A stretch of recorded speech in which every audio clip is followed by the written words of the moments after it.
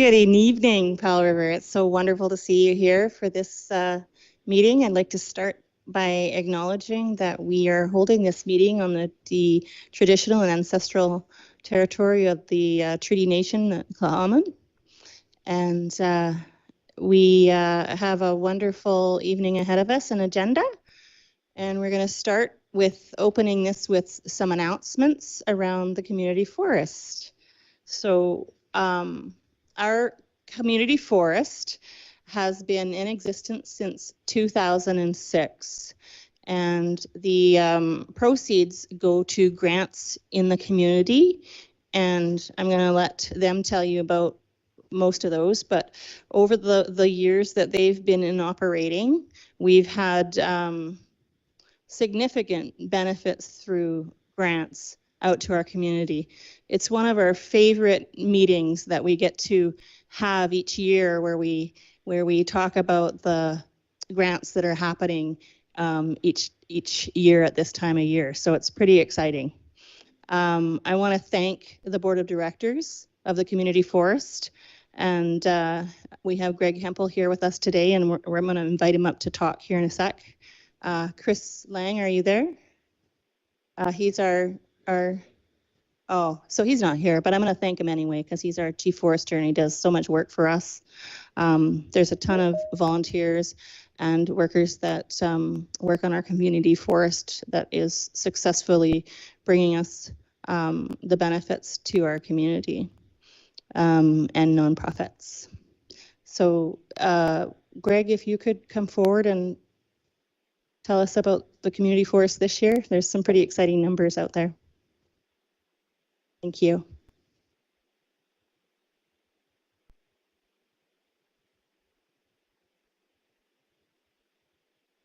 Hear me okay? Thank you. Thanks to council for approving our grant recommendations. I guess that was on June 22nd council meeting. And in total, we had recommended 12 grants totaling $3,504,396. So lots of money and pretty impressive there. Congratulations to all the grant recipients. I know a number of them are here tonight. Good to see them, and certainly look forward to seeing their completed projects there. I'll just a few comments. We didn't cover them when we met with the council passing the motion there. One thing I would say to applicants is we appreciate their patience. Of course, our deadline for submissions was April 1st, so we're a ways down the path here. A lot of moving parts this spring, and as is normal, we get application amounts that exceed the amount available in the monies available in the fund. Always a mix of city projects and community group projects, big ones, small ones, different themes. So putting a package together sometimes takes a bit of time there. And of course, one very large project that I believe the city staff are going to talk about there. That's the pool roof project there. So I want to thank city staff who worked with us to adjust their schedule for grant projects to ensure opportunities for community groups for grants existed both this spring, but also planned fall take up there. On a positive note, for applicants that for whatever reason didn't get selected in the spring take up, we're only 2 months away from the fall process. So the deadline there is September 5th there. So where's all the money come from? Well, it's from our operations, the sale of timber. In this case, it's the year 2022. At our AGM in April this year, our board declared our 2022 dividend of $3,825,934. That's a record high.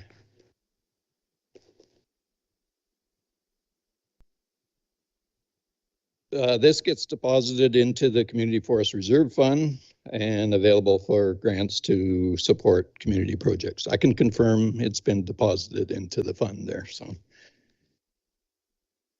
just talk about 2022. Seems like a long time ago. At the beginning of 2022, we were still in COVID, maybe starting to see a light at the end of the tunnel.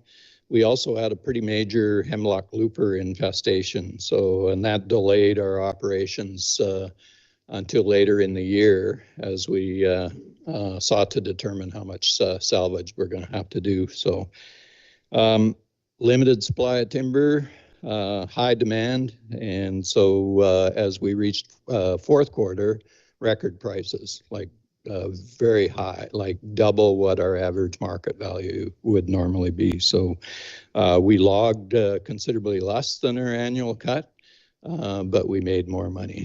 So, and that it's not an accident to take advantage of a spot market like this. You have to have all your plans, assessments, consultations, permits.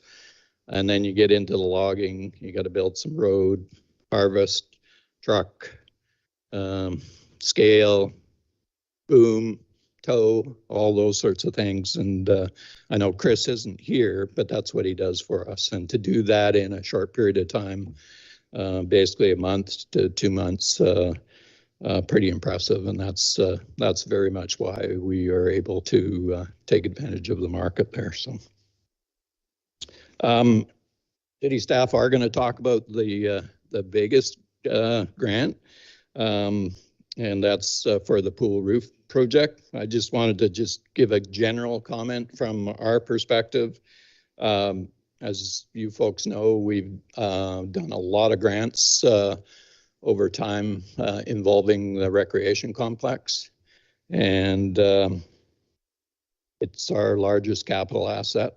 And of course, at its age, it needs reinvestment, and we're pleased to do that. A lot of fairly big projects that we're able to achieve matching funds at a pretty attractive rate. When we apply for those, there's no guarantees, but it's certainly worth the effort because it allows us to take on some projects that I think the cost would give us some anxiety without those other contributions there. So, and then the other part of it is a lot of those projects involve a more energy efficient approach, and that will reduce costs in the future, and it also reduces our greenhouse gas emissions there. So thank you very much, and I'll turn it over to city staff. Thank you, Mr. Hemphill. That was much appreciated. So we're going to hear from folks who've received grants today so they can explain what their projects are about. And we're going to start with the city project, and I'm going to have Councillor Jim Palm talk about that. AO, did you want to say a few words first? Okay. Very good. Just clarifying that. So gives me great pleasure to speak here tonight with a full gallery, many recipients here. And obviously this is the largest contribution I think the city has ever received. And the name of the project is the aquatic roof replacement in our rec complex. And as you know, for years, the interior of that roof has been falling into our swimming pool. So it's high time, and we've applied for grants for numerous years and have not been successful. Previously funded by our community forest was amount of $478,315, and that was for the grant application that we previously put forward, which we did not get. So our community forest has stepped forward again. An additional request of funds from Powell River Forest this year, $2,800,000. and that is for our aquatic center. So I'm going to read the notes that Tara Donnell, the Director of Parks and Rec, has prepared for this evening. She is unfortunately tending to a family member and is not able to be here tonight. So speaking on Tara's behalf, community benefit. It's no secret that we have an incredible recreation facility. It's huge for our community of our size, and with big city amenities like our aquatic center, which has a 6-lane, 25-meter lap pool, a leisure pool with a slide, spray geyser, a raindrop feature, as well as a heated swirl pool and a sauna. Besides being fun and an excellent fitness activity, swimming is an essential skill, especially in a community surrounded by so much water as ours. Our staff is deeply passionate about providing people of all ages with the skills necessary to enjoy the water. The Municipal Aquatic Center provides the space to build these skills and have fun while doing so. Now, I'd have to ad lib, and I have to say this. 25 years ago, when I was raising my 2 daughters, when they were 3, 5, 6, 7, we would go on Friday afternoons after work to the aquatic center. And in the little waiting pool, Dad would play Shark Attack. And I can still, to this day, remember the screams, the thrills, and the fun that our family enjoyed.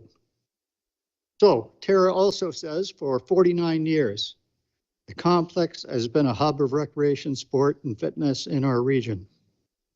We see thousands of visitors each year, so our staff takes great pride in caring for this amenity for the enjoyment of the public years to come. City staff conduct routine facility inspections, which allow us to proactively plan for infrastructure maintenance and repair needs. As facilities age, it's important to couple those routine inspections with deeper evaluations. So in 2019, a full archaeological review was done of the facility. As a result, it was noted that the pool roof was showing signs of corrosion, and that plan was required to address both interior and exterior components of the roof.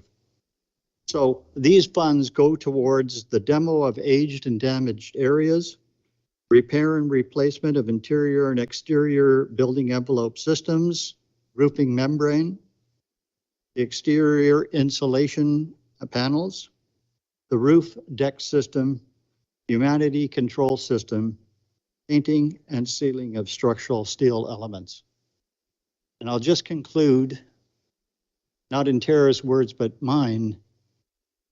I am just so fortunate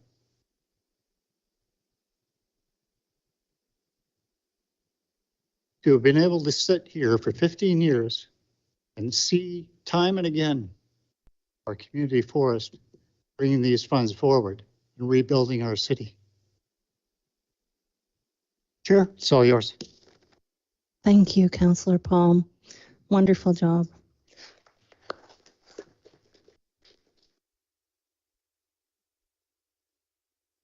So I'd like to ask people who have received grants and have come here today to speak about those to go ahead and come forward. It's a free for, no, I'm just kidding. The order that you show up is the order we will hear from you. So go ahead, come forward.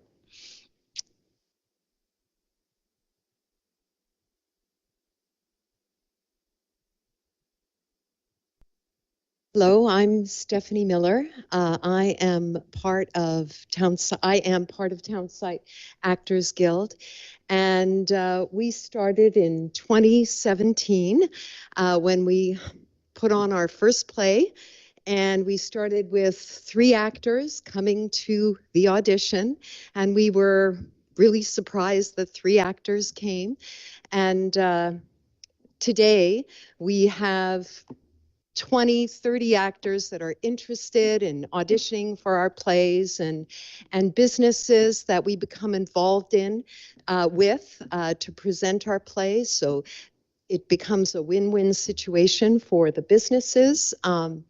and for Townside Actors Guild. So on behalf of, also, I just wanted to say that we've been putting on plays every year since 2017 during COVID. We put on radio plays that CJMP put on. So it's been a blast getting to know the community that way, engaging with the arts, engaging with audiences, which is such an important part of the whole theater scene, engaging with businesses. I see Jessica. Our last play we did at the Forest. So I just want to, on behalf of Townside Actors Guild, I want to give thanks and express thanks to the City of Powell River and to Community Forest for the generous grant that they have given us. And it will help us continue to put on plays and entertain the Powell River community and keep having fun. All right. Thank you so much.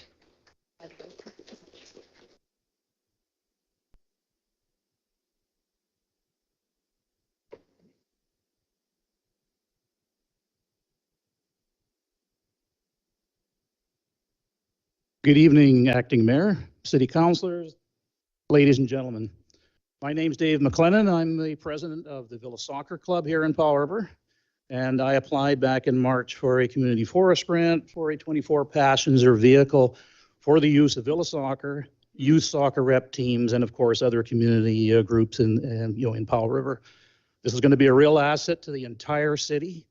Again, I want to thank City Council for voting in favor of the recommendation by the community forest to allow us this grant.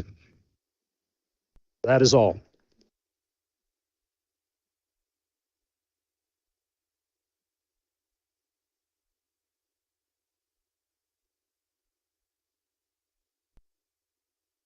Good evening. My name is Jim Simonetta. I am a director on QPAWS, which is Cothette Parks and Wilderness Society, which takes care of the Sunshine Coast Trail. We'd like to thank City Council and especially Powell River Community Forest, which I think is the best thing that's ever happened to this community. I'm born and raised here, so I know that. Our project is a top-up for the outhouse construction on the Sunshine Coast Trail. So if anybody's been out in the trail lately and seen the outhouses, they're not just pit toilets. They're like the Taj Mahal of outhouses. And I'm one of the builders, and Jim Studd is a designer and all that. So it's been lots of fun. And once again, thanks, City Council, and especially thanks to Powell River Community Forest.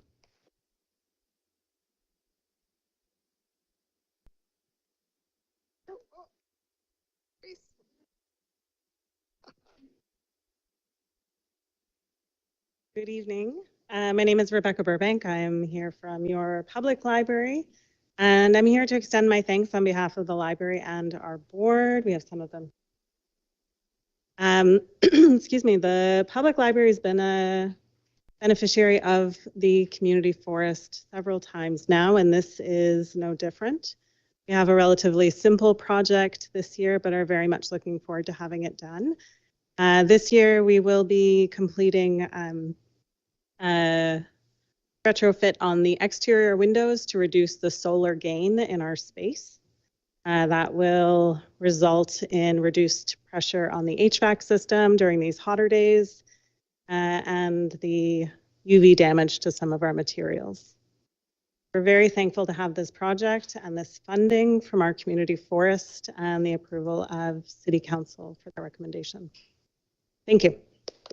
Thank you.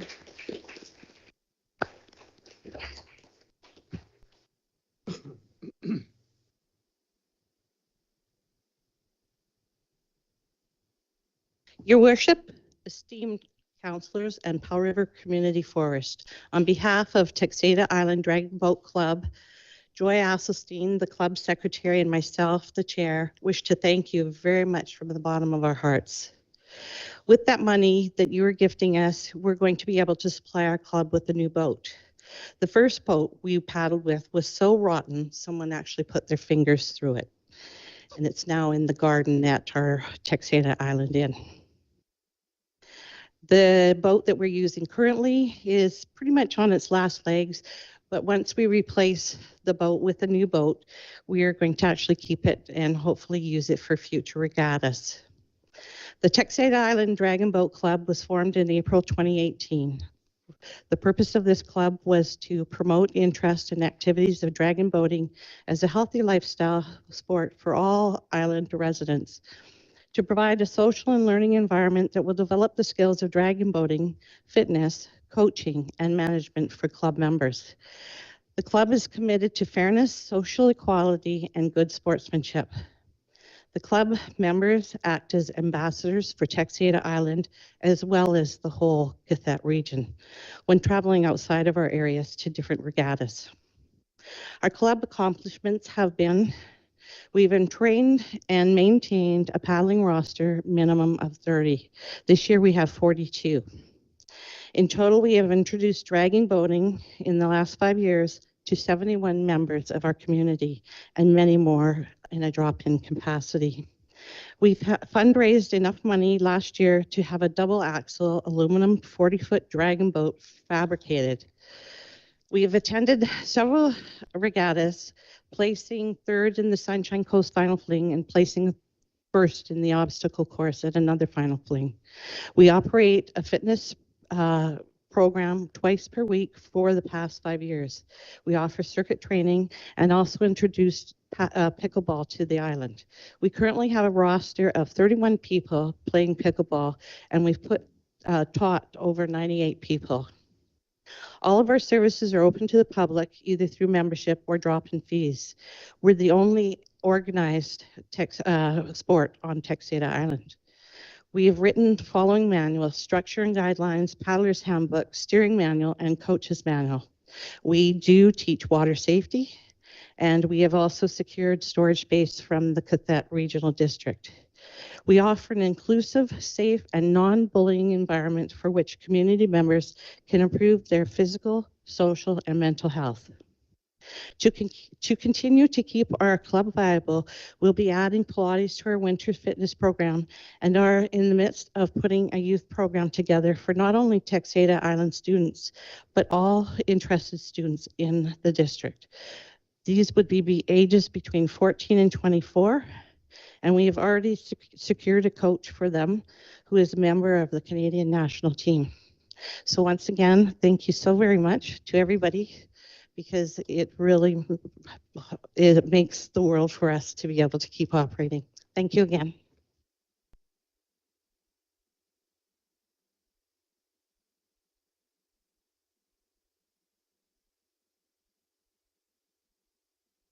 Thank you and good evening. I'm John Keller. I'm on the board of the Townsite Heritage Society.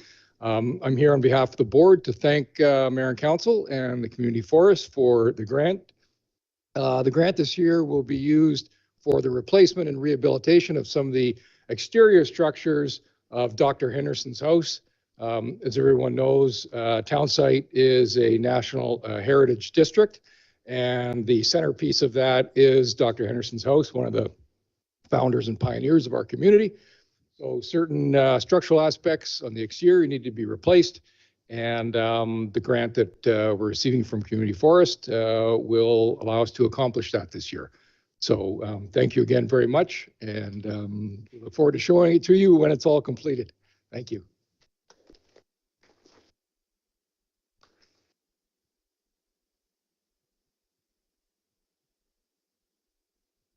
Hello, my name is Peter Girodi. I'm a director with Powell River Salmon Society.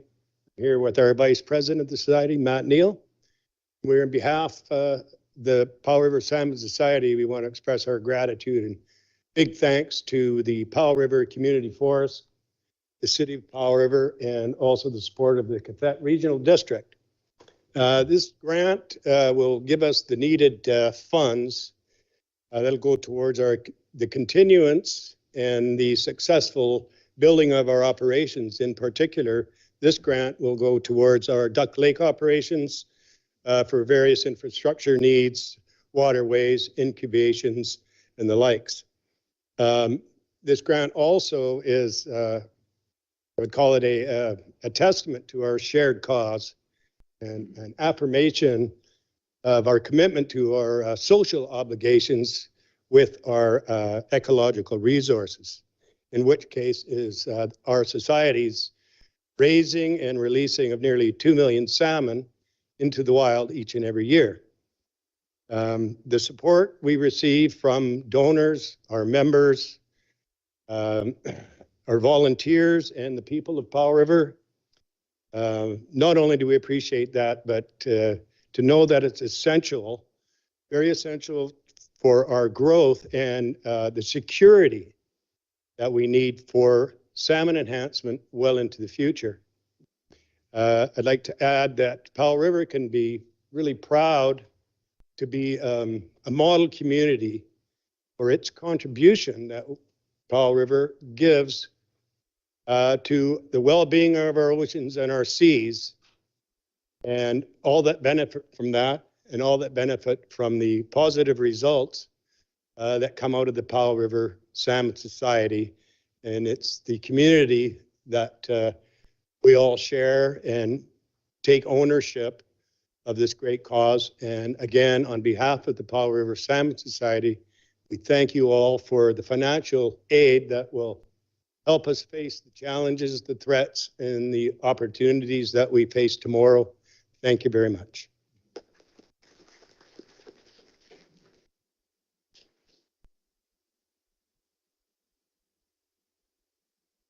Hi, my name's Karina Curtis. I'm the CEO for Inclusion Powell River, and I just want to thank Community Forest and all of you for your continued support of inclusion. What started off as three women around a kitchen table trying to figure out how to provide services has grown into this very large organization who continues with what their intentions were. We still continue to provide support for people with cognitive disabilities and various other disabilities as well. We've recently branched off into providing supports for seniors living in isolation, and we've opened up the Jerry Gray Center. And food security has been a big issue for a lot of people in our community, and especially it's hit hard the senior population. And so we're using the money that we're receiving in this grant to build a commercial kitchen, which will be located in our ARC location, which is our Community Resource Center for Inclusion. And in that location, we're going to be able to not only increase our ability to provide food for seniors living in isolation, we're also going to be able to use that as a space for people with disabilities and barriers to employment to actually develop and build skill sets and maybe stretch their entrepreneurial muscle and see if they can come up with ways to use that in order to increase their get themselves out of poverty ideally and make an income where they can actually live and survive and thrive. So again, we're from Inclusion, and thank you so much for all your continued support.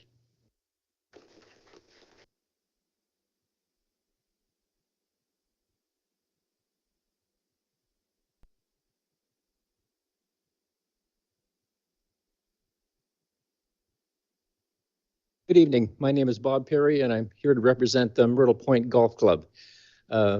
Deputy Mayor, councillors, it's an honor to be here representing our almost 300 members and to receive this grant from Community Forest for repairs and additions to our training facility. And so people know, the training facility is at the golf course, but it's not part of the actual golf course. It's where the members train to hone their skills. We have a driving range, which we're going to expand the number of stalls. We have a chipping and a putting area, which has recently been expanded. And we're going to expand a little bit more in the areas of the landscaping around the range area. It's a Myrtle Point Golf Course started here in 1992 operating. And we think of it as something that Powell River can be proud of. We attract a lot of golfers and tournaments from outside the area. It brings a lot of tourism into the area. We're proud of that. But running a golf course our size usually requires a community of 30,000 people, which we don't have. So fortunately, because of the kindness of the community and grants we've had in the past, we've been able to keep our golf course operating, and we've got a pretty strong footing now. We're going to be here for a long time. And we also have a lot of volunteers. $1 million of the original capital cost in 1992 was all volunteer labor from people here in Powell River, some members, some contractors, some other. And to this day, we still have a crew of 25 volunteers, and they work 1 day a week doing various projects under the direction of our golf course superintendent. And we also have league play. You don't have to be a member. You can come down, you can sign up for leagues, and you can play there as well, or come down and just play around a golf with a couple of friends. So I'd like to thank Community Forest and City Council once again for this great privilege. Thank you.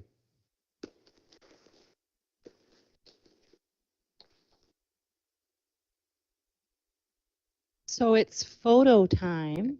If we could get you all to stand up and come to the front and stand in this area, we can get a photo with the big check. You want to grab that, Jim? Isn't that it?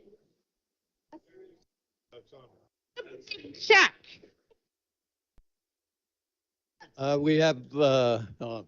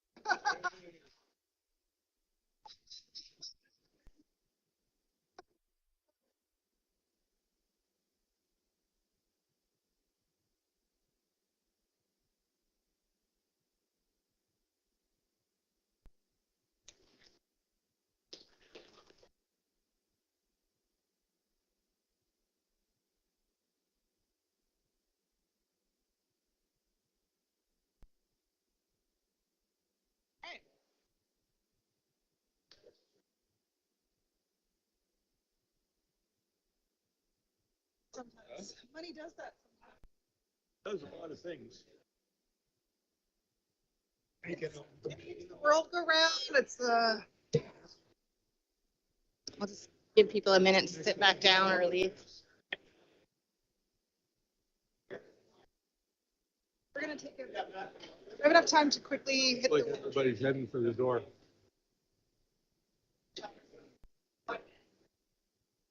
Okay. So it gets airtime during the meeting? Thank you. Greg. Thank you, Greg. Thank you, Greg. Thank you. Sorry. Thank you for coming in today. It's always just a wonderful pleasure to see all the community groups come in here. Yes, absolutely. Good job today. Good job. Congratulations. Boy, been working hard out there. Have fun with your new boats. Yeah. Good luck with the ferry getting home. Yeah. Okay. Oh.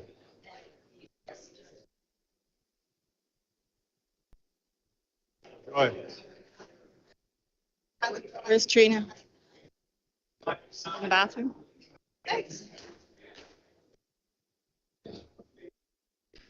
Thank you so much, everybody.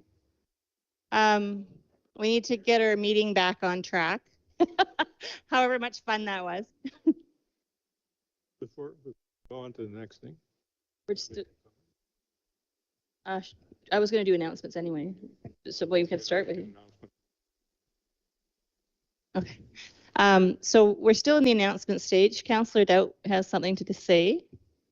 I just want to say it's good to see all of the community forest workers out here giving out the grants to the various deserving groups and all of the leaders of the groups in the room. But really, I think all of us know for every leader of a group that services the community here that are in the room, there's probably 100 other volunteers in the community that are out there just working to add value to the community all the time. And I just want to express my and council's appreciation for all the volunteers that keep this community going. So I want to say thank you to everyone. Absolutely. So we're still in our announcement space. I was just going to do like a little quick round to see if councillors have any announcements for tonight. We'll start with Councillor Almeida. Sure thing. I'm happy to kick us off. If you haven't driven by Willingdon Beach already in the past couple of days, you'll have you have missed the setup so far of the Logger Sports competition, which starts tomorrow. The logs are set up, the banners are out there, and I'm looking forward to being here for my first Logger Sports. So it'll be a great weekend kicking off tomorrow.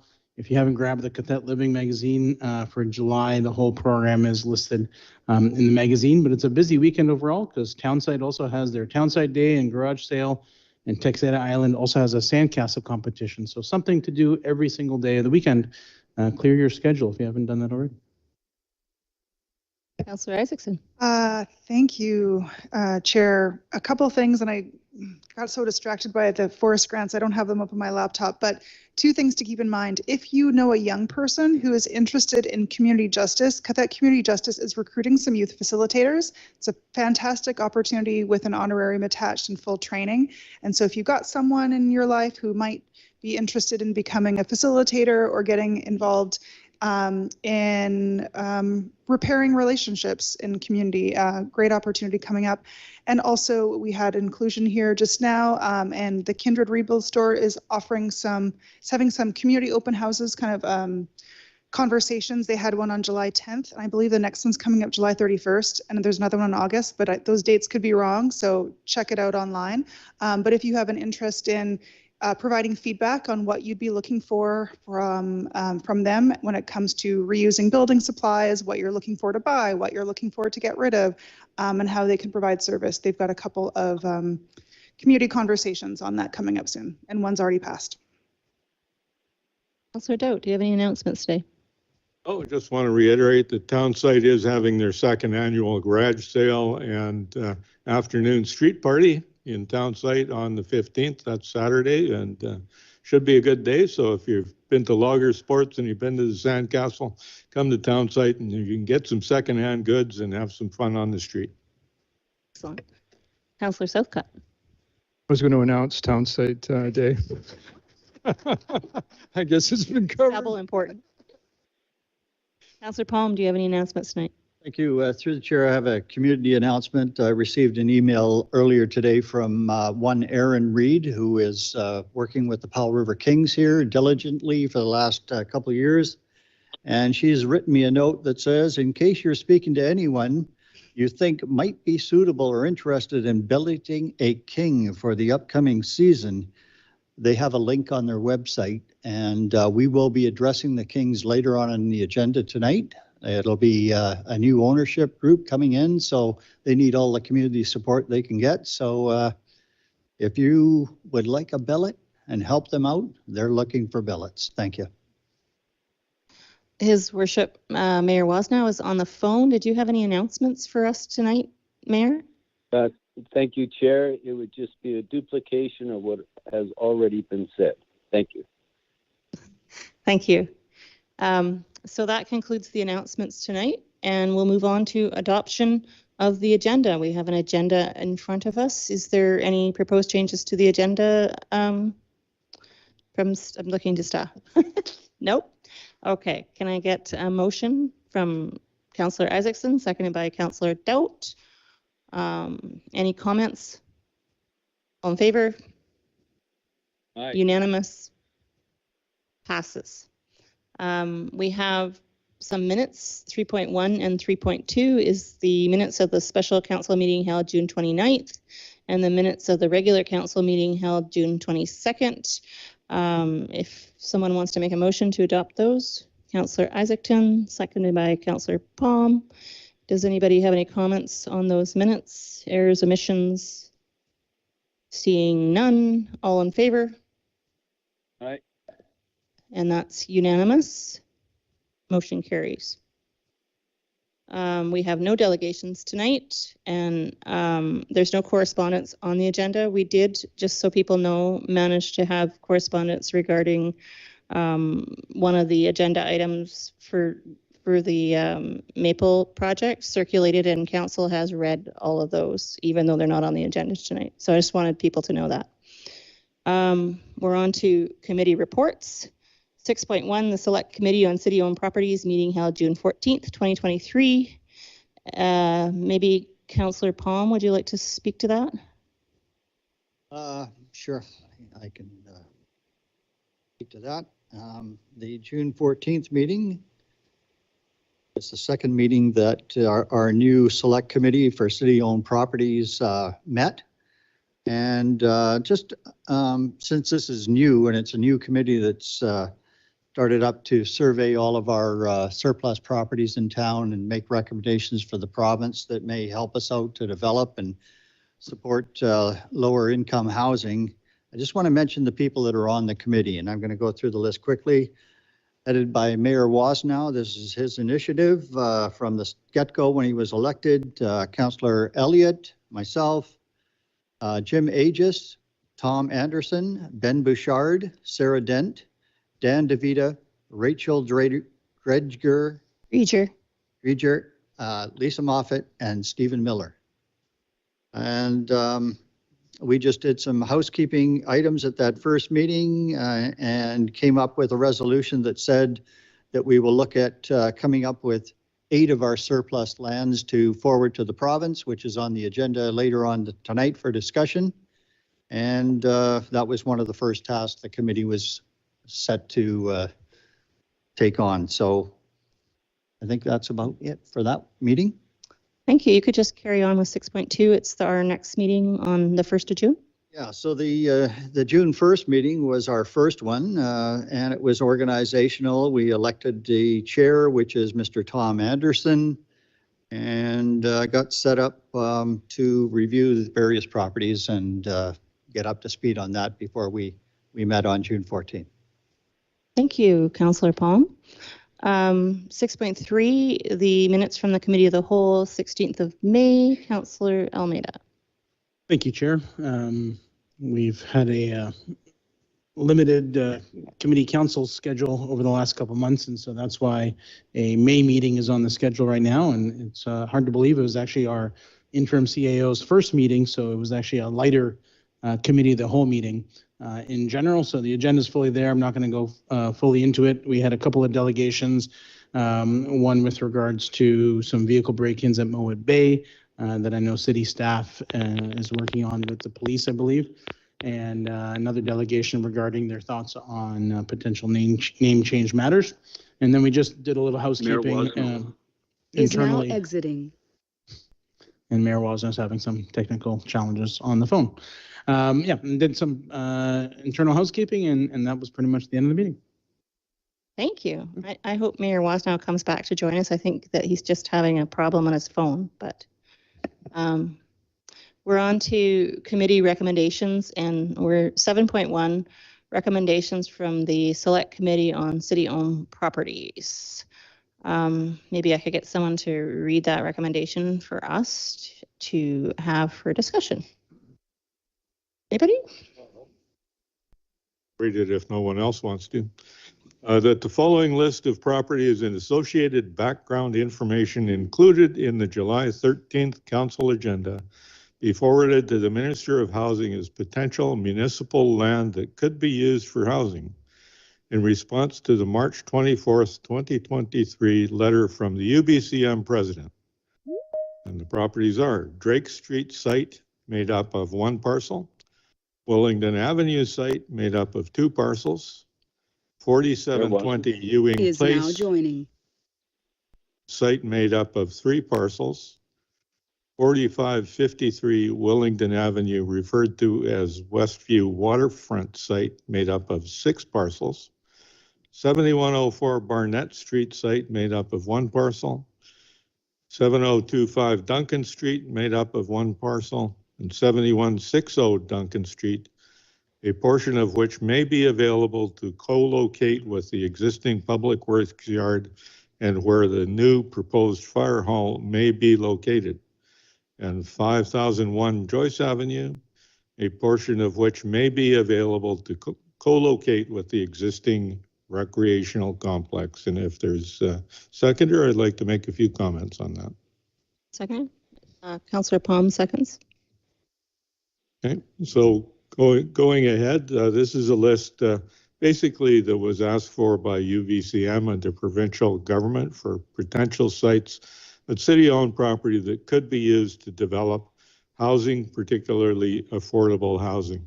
The committee that we've heard Councillor Palm speaking about, and which Councillor Elliott is also a member along with the mayor, has spent some time coming up with a list of city properties that the committee believes could be made available for affordable housing. I think it's a good list. This doesn't mean that it's going to become an affordable housing project in the next couple of days. We're going to tell the province about the list, and they will be looking at that with a view to possibly, in my understanding, thinking about what projects could be developed between a year and 5 years from today. So it's a start. It provides some land under definitions, and that's good.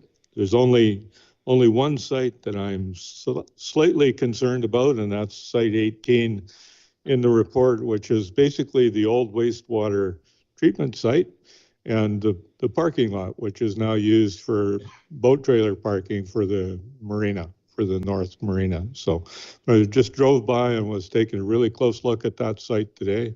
And it looks to me like it could really easily be developed in a way that had underground parking, would still take care of the boat trailers and the electric vehicle charging that's in that area now. Could have another level, basically a Wellington Street level of commercial properties. Would look on Wellington Street on one side and look over the marina and the ocean to the other side, and then a number of floors of accommodations up above that. And these all seem like great properties to be developed, and a good contribution from the city, hopefully end up in some affordable housing. So I'm in favor of supporting this. Thank you, Councillor Doudt. Councillor Isaacson. Thank you, Chair. Just wanted to not so much sure my opinion on them. I generally support the motion, but just to give some additional context, I think both you and I, Chair, were at the UBCM Housing Summit that the Premier as well as his special advisor on housing were at. And I think we each independently spoke to Lisa Helps, the special advisor. And so in those personal conversations, it's very clear this is not a commitment. Like, yes, we will most definitely offer all of these. We're letting the province know what we have and what we're willing to be potentially in discussions about. They're interested in affordable housing. And so this is not specifically low income housing, it's even median income housing. So average folks that live in town who are finding this town unaffordable, what might be possible to make more affordable housing here. And so they're interested in bare land, but they're also interested in the possibility of co-locating with other infrastructure. So for example, building on top of parking, as Councillor Doubt mentioned, there are other communities who have built housing on top of new fire halls. There are examples of communities who have co-located childcare or other healthcare type facilities. And so if there's community infrastructure that we also need, that we might also be seeking provincial funding for, they're really looking at figuring out how can we check off a whole lot of boxes at once, and maybe some of their funding might check off a couple things. So it's not a commitment, but it's letting them know what we've got available. And we're also supposed to submit, some technical information along with that. The one comment that I do have is the recreation complex image. I know we've talked about offering the recreation site as a potential area. I was surprised to see the map. The red line was around a forested area. I thought it would be potentially over the parking lot instead. Like parking, we need parking there, but it could be co-located. And so I just wanted to flag my concern for staff when they're preparing those technical articles or the technical information for the province, that it's not necessarily about the forested area. It's about, anyways, in my view, was about the parking area, and particularly the top level. But I mean, I'm open to hearing. There are people more experienced than I on building and development that might know the best situation around the rec complex, but that was my only flag in the documentation that we got from staff. And maybe actually that's a question for staff. Is there a reason there's a red line around the forested area? Is there a specific site associated with the rec site? No, I don't think so. Sorry, that study was undertaken by a consultant, and so we can definitely check that. Okay, thank you. Thank you. Councillor Palm. Thank you, through the chair. The committee has worked hard to, the motion that we passed was to recommend up to 8 properties to send to council for their deliberations. And it wasn't unanimous from our committee, the select committee, to send all eight properties forward. There were a number of people that spoke out that maybe we should limit this number. Maybe we should not have the waterfront properties on this list.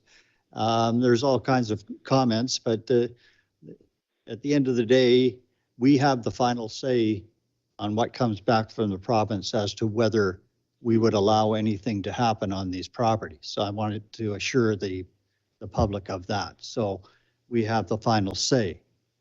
So I would just say that I'm a little disappointed that the committee included both waterfront properties.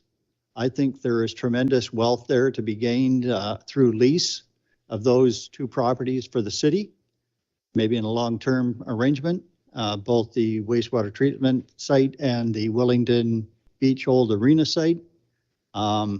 I would not have included those on the list. I wouldn't just have sent 6 properties to the province, including the fire hall, which could accommodate housing, and the rec complex, which has a surplus of lands around it that could possibly be utilized. So the other 4 properties of those 6 are centrally located, smaller in size, and that's kind of what we're looking for in terms of low income, in the middle, densify.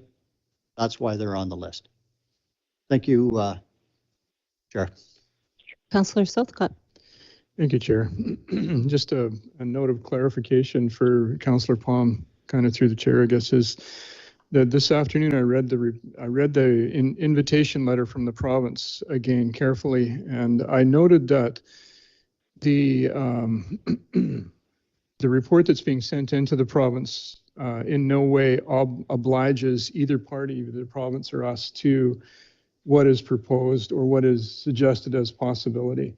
So it gives us real freedom, and we can pull out and so can they. So yeah, that gives me some comfort to really have an open view towards any possibility and combination. I think certainly revenue streams are a big concern for us all here. Thank you.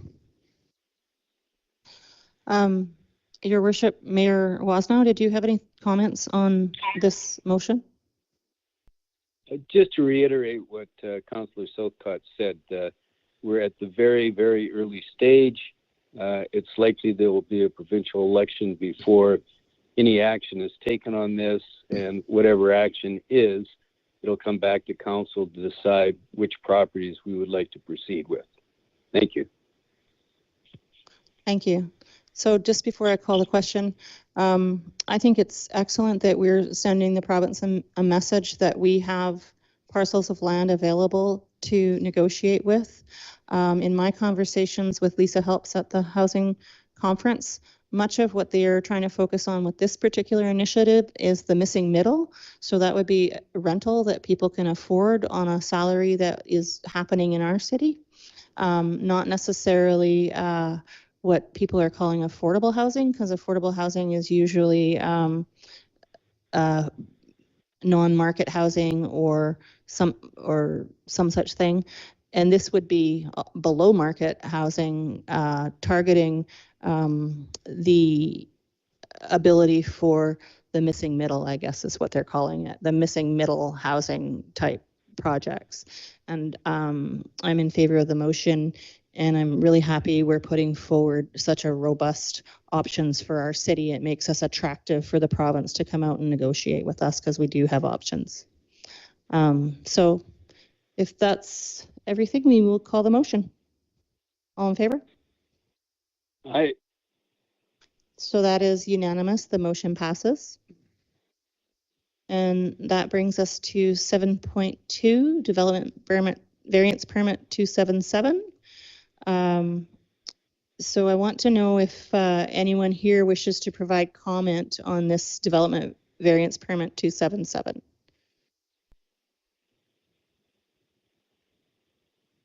At 6488 King Avenue. This is for those people out there. Just think normally we'd have a report from staff about any communications we've had. Okay. So if there is no one here for a final time, did you want to come forward? Just state your name for the record into the microphone and tell us, yeah.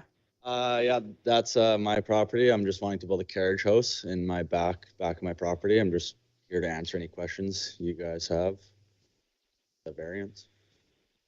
Thank you so much. If we have questions for you, we'll call you forward again. Thank you so much.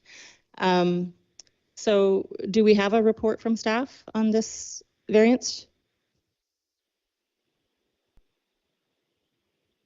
Through the chair, I would actually look to our deputy corporate officer to see if there was any correspondence provided to council prior to this meeting. Chair, thank you. There were 3 pieces of correspondence submitted.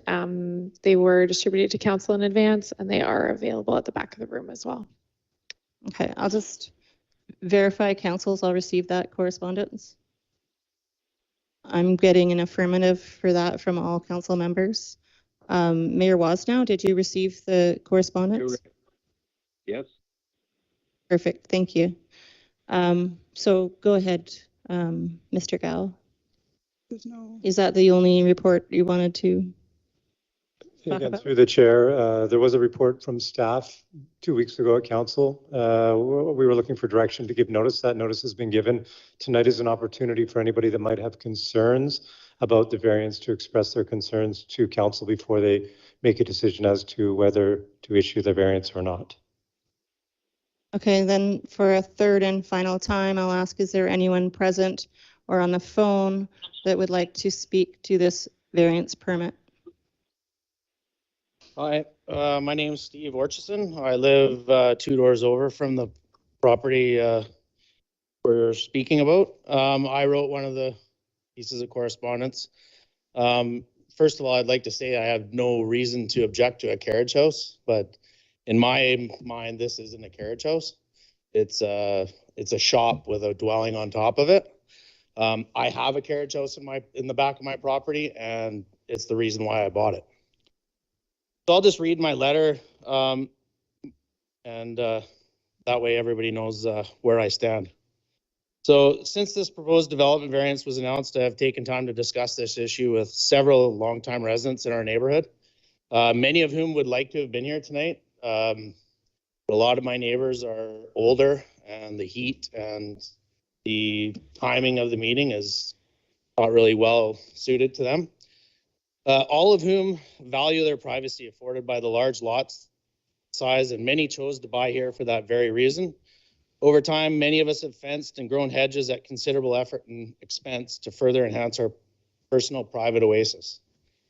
This proposal is flawed right from its description. It should be a proposal for a shop with living quarters above. Describing this design as a carriage house is a veiled attempt to use the well-publicized lack of rentals to influence the issuance of a variance. A carriage house doesn't require 12-foot ceilings in the garage. It is insulting to suggest it has been designed to minimize any impact or view on adjacent properties on the second floor deck, which will be less than 30 feet from the property line. These lots are long and very narrow.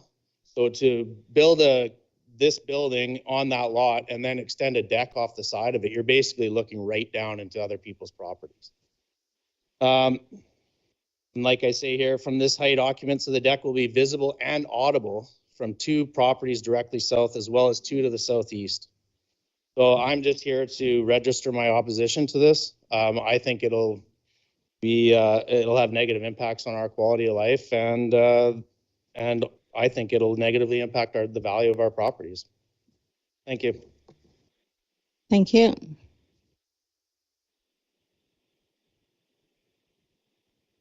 Is there anyone online, do you think, that wants to, or no? Okay, thank you. I guess we should move on to the motion and debate the issue.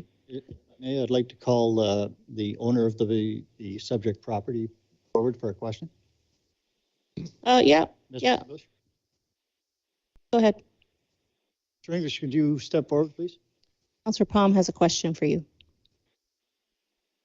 So you obviously have been in the neighborhood for how long now? 3 years now. So you know all your neighbors? Yep. And has anybody come to see you personally about this development? So you're hearing for the first time that there are some. I just heard that people have wrote letters. That's all. Or nobody's neighbors wrote. Nobody's come to speak to you personally. No, unfortunately. So can you tell us from your perspective why this carriage house is so important to you, and talk a little bit about the privacy aspects that you have built into your plan? So as you guys were just speaking, the affordable housing, it's going to be an affordable rental for somebody in this community to be able to live in. I have some photos on my phone of like right beside where the shop's going to be going and the deck. There's massive trees that overtower the fence that's separating my neighbor's yard, my yard.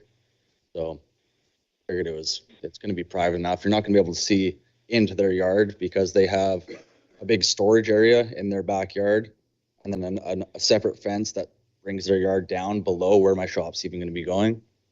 So I figured it had tons of privacy, especially with the big trees right beside it. But I see they think otherwise. Thank you very much. Thank you. Any other questions of council to the proponent or the staff before we make the motion? Councillor Southcott? You to make the motion, then we can Discuss. discuss it. Sure. Okay. I move that development variance permit 277 for 6488 King Avenue, legally described as Lot A, Block 7, District Lot 4900, Group 1, New Westminster District Plan 5692, PID 011-095-369 to vary City of Powell River zoning bylaw 2100-2006 be relaxing the maximum permitted accessory building height from 5.5 meters to 8.5 meters to facilitate a new construction carriage house be issued. Seconded by Councillor Doubt. We'll start with Councillor Southcott. Thank you. So we have received 3 letters of objection to this, which immediately suggests to me that perhaps more discussion needs to go on between the proponent and his neighbors. The allowed height would probably allow for an actual dwelling unit above a garage, although probably not the height that the proponent wants to build. So I think this needs to be discussed more. I'm not comfortable with, with this much objection in a neighborhood. I thoroughly believe that we need to work together and figure out the things we want to do with each other in our neighborhoods. So at this point, I do not support this motion. Councillor Baum. Yeah, thank you through the chair. I just have a question of staff, and I think this may be an important question because I don't know if because I didn't hear the answer previously, and it's important to me when we're making decisions like this on carriage homes that are going to be changing the height requirement in the area from 5.5 to 8.5. Have we set any precedents like this in regards to a carriage house in the past on any property? Through the chair, yes, recently there was a similar carriage house on Lund Street with a overheight garage and a dwelling above that. So in the neighborhood of Wildwood as well. There was no objections from the neighborhood at that point in time, correct? Again, there was a similar process. A variance was required. My recollection, going on recollection here, is that there was not any pushback from the community. So the point I'm trying to make is I do concur with Councillor Southcott. This is a little precedent setting in terms of the neighborhood. And I do support his comments that perhaps further discussion needs to take place. I would like to see us temporarily postpone this vote so that maybe staff can work with the neighborhood a little bit more and the builder to see if we can come up with something that satisfies everyone. So we'll just hear from other councillors first, and then maybe we'll get to that. Councillor Isaacson. Oh, sorry, Councillor Almeida. Sure, normally it's you and Councillor Isaacson that get confused, not me and Councillor Isaacson, but thank you. Just to follow up, Director Gall, you mentioned the previous similar DVP on Lund Street. Was that this, what side of Lund was that? Was that a property that was also, because this is the one that's facing 5 other backyards. I'm curious if the other one was comparing apples to apples. Through the chair, this was a property that was on the water side, if you can say that about Lund Street, but on the water side, so it backed onto a large vacant property. Definitely a completely different case. So yeah, I'd be in favor of having further conversation, I think. We'll try you again, Councillor Isaacson. Thank you, Chair. Yeah, I did a quick drive-by this evening to get a sense. I mean, I couldn't actually see and I didn't walk onto the property, but just knowing the scale of the height, it's quite out of proportion in the neighborhood. And, you know, this proponent could build a carriage house without coming to council within the variance. And so they've chosen to try. And I am yeah, I share concerns. I don't feel comfortable approving this. I do think it sets a precedent that I don't think this area is ready for. And so a carriage house, very welcome, but the scale of this I think is out of proportion. And I do realize, like, I am a huge proponent of more and affordable housing in this community, but it can't be, in my mind, without any guardrails. And so I'm concerned about this and won't be voting in favor of the motion, I don't think.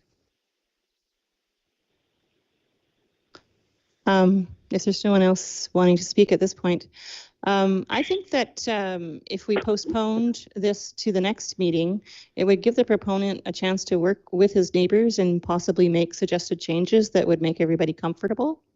And, you know, give the neighbors the opportunity to work that out. I think conversations could help. If they don't help, we can have it brought up at the next meeting and make a decision at that time. That would be my suggestion for this particular item. I don't know, is there a timing crunch that's really important? Thank you, Ms. Director Gao. Through the chair, I would recommend that council needs to either issue or not issue the variance. There is no postponing in a situation like this. The applicant has applied to vary the zoning bylaw, and it's an either yes or no answer at this stage. Did you have something to say? I thought no? Okay. What does council think?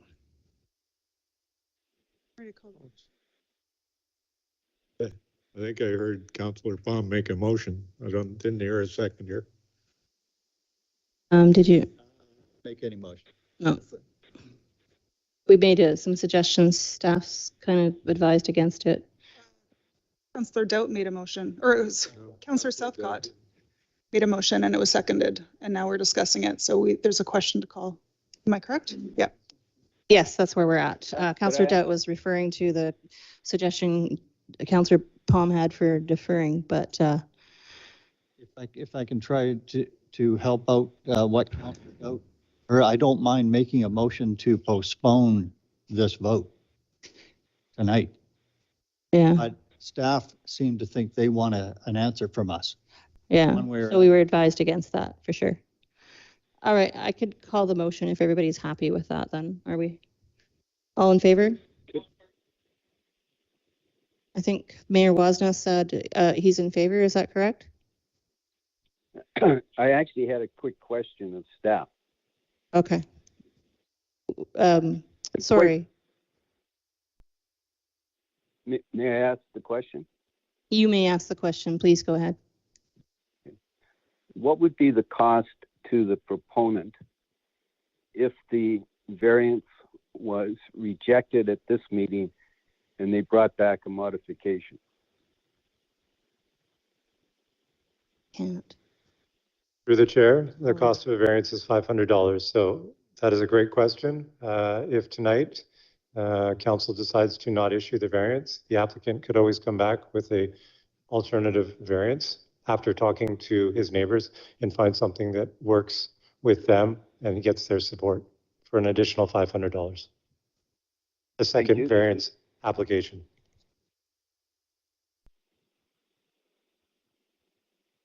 Does that answer your question, Mayor Wasna? It does. Thank you very much. That's what I was trying.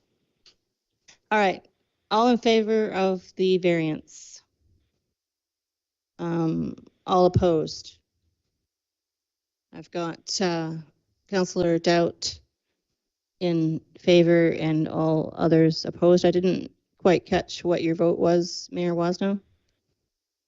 It was opposed. Okay, so everybody else opposed. It does not carry. Which brings us to other reports. 8.1 Maple Avenue and Sycamore Street Safer Streets Design Update.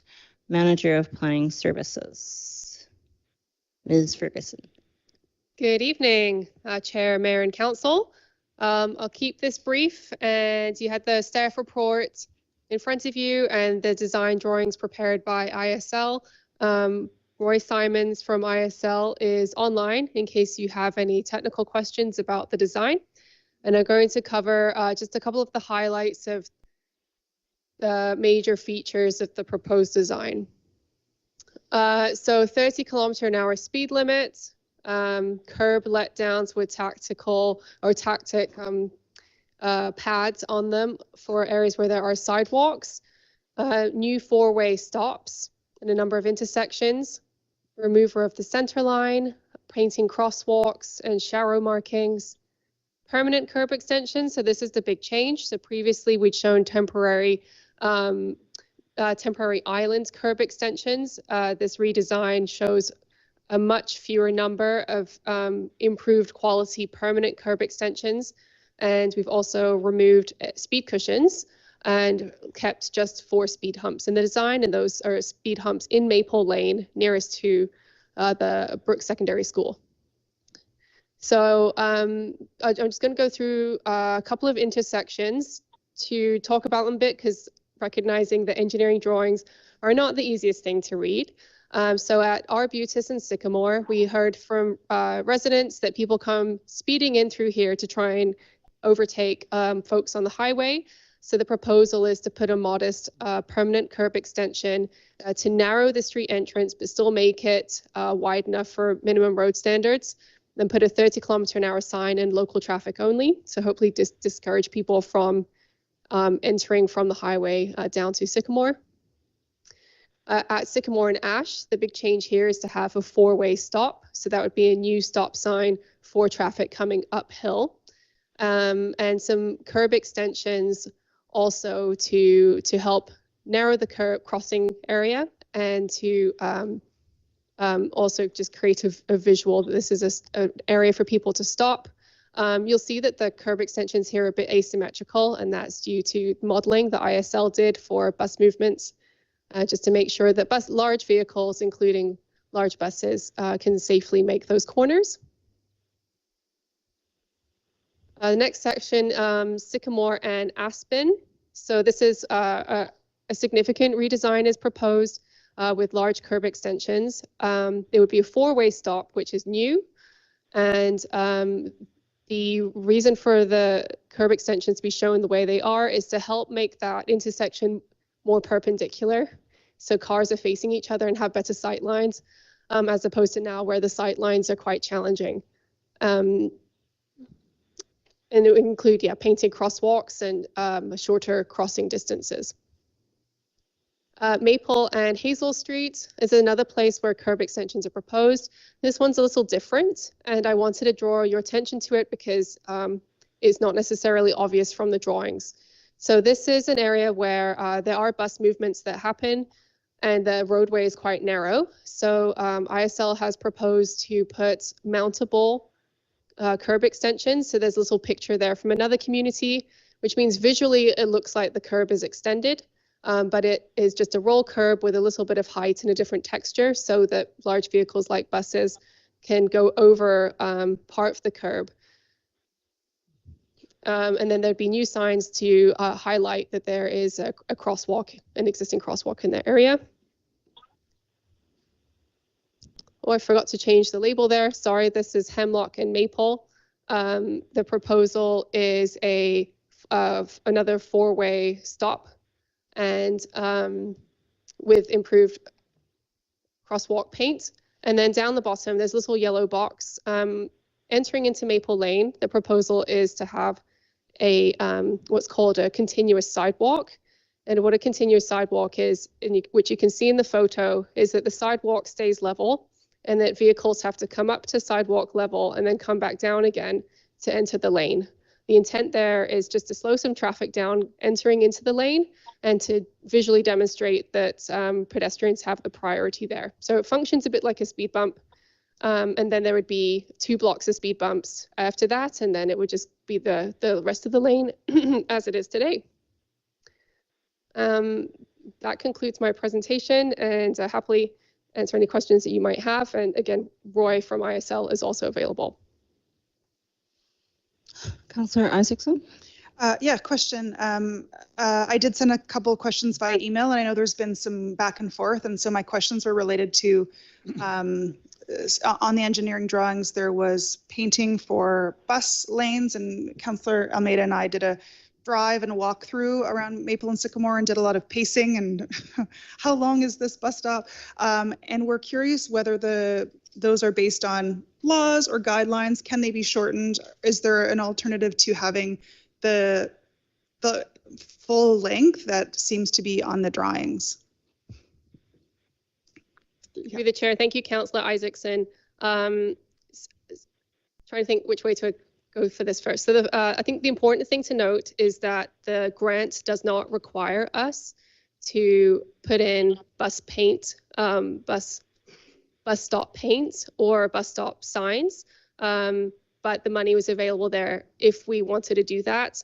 As professionals, ISL have put in the current standards for BC Transit stops, but ultimately the city is the operator of the BC Transit system here in Powell River, and in how the city wishes to implement standards locally. I think there is some discretion that staff can look at.